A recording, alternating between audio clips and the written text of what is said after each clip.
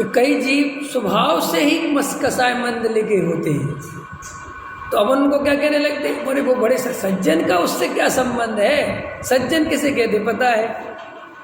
किसे कहते सज्जन? सज्जन माने होता सत्य प्लस जन, जिसे सत्य स्वरूप की खबर है, जिसे सत्य स्वरूप की श्रद्धा है, वो सज्जन होता है।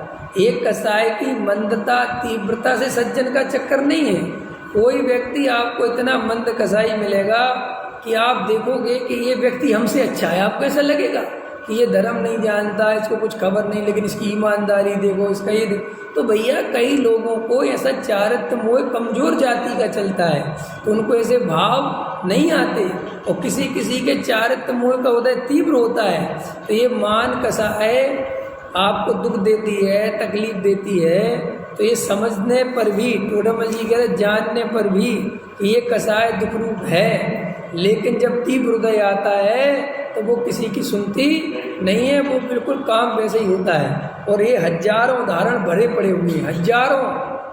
ये आगम ये समझाता है सब। रावण को सब कुछ पता था, सब, कि मैंने गलती कर ली है, ये बहुत ठीक नहीं है, सब पता था रावण को। लेकिन रावण को एक कसाय बहुत काम करती थी, मान। उसको लगता था मैं अर्ध चक्रवर्ती, मैं कैसे एक सामान्य व्यक्ति के सामने हार मान के इसको पत्नी दे दूँ। जबकि रावण की क्या प्लानिंग थी कि युद्ध जीतूंगा, हरा दूंगा और फिर वापस कर दूंगा। देखो इधर कैसा कैसा भाव। अब ये एक बात बताओ, ये जानता था कि नहीं जानता था?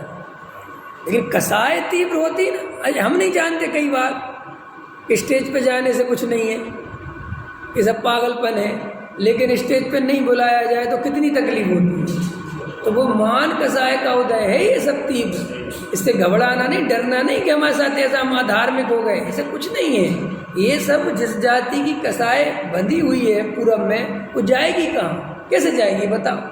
अपन इतना बढ़िया भोजन करते हैं, लेकिन पूर्व में कोई असाता कर्म का उदय आ जाए तो रोग हो जाता है। अभी डॉक्टर से पूछो कि साहब हमने ऐसा ना तो कुछ खाया ना हमने कोई सेवन किया, वो कहता भैया हमें भी नहीं पता अभी ये रोग तुम्हें कैसे होगी। लेकिन पूर्व का उदय है तो होता है, तुम करोगे क्या?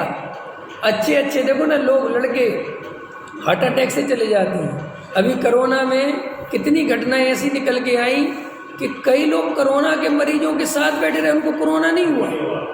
कई लोग तो पूरी दुनिया में घूमते रहे, उनको कोरोना नहीं हुआ। और कई लोग बेचारे घर में छुपे रहे, उनको हो गया। लेकिन इसका मतलब ये भी नहीं कि साहब वो जो घूम रहे थे उनको नहीं हुआ, ऐसा भी अर्थ नहीं, घूमने वालों को भी हुआ। लेकिन मूल में वही कर्म। ये आरोप ऐसा मत लगाओ ऐसा वो घूमने वाले डरे नहीं इसलिए नहीं हुआ, ऐसा कुछ नहीं है। ऐसे बहुत से बहादुर शाह निकले और निकल ही गए संसार से, तो कुछ नहीं होता कोरोना, वो भी चले गए।